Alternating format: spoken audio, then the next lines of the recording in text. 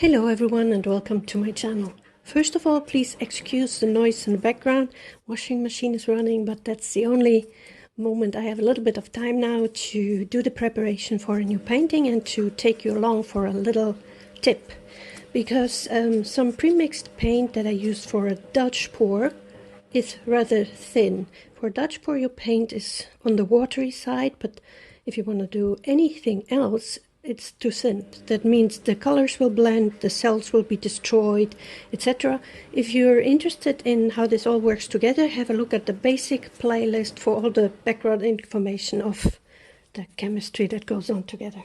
So now what I want to explain a little bit, what I do is, if you would add FluidArt has already the consistency. I can't open that. Can't open it, but you know how the FluidArt looks. It has the consistency where we basically want to go. So adding that, you would need to add a lot because you dilute it just a little bit. So you would have a high amount of FluidArt with still a little paint. So that's a rather pricey thing, I would say, and also not necessarily the best thing for your ratio of paint and pouring mediums, or in regards to pigment connection. I also have some very thin pouring medium. There you have the same problem, even that you can't get to the right consistency at all because it's also watery.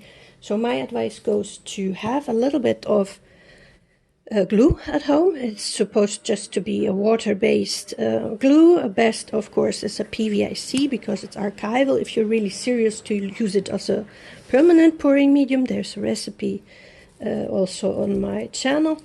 But in this case, this simply has a consistency that is thicker. So I will be able, with a little bit, to get the right consistency back.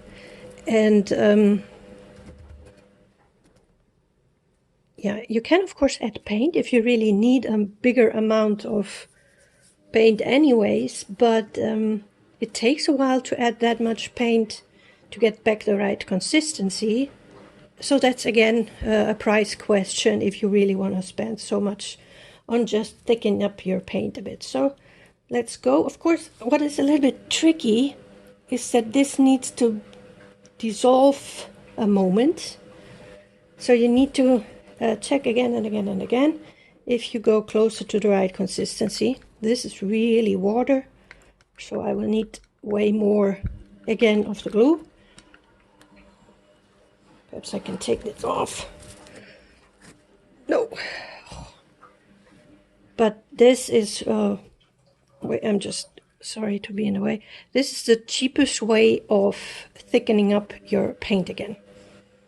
So the painting I want to do is a tunnel on top of a metallic puddle.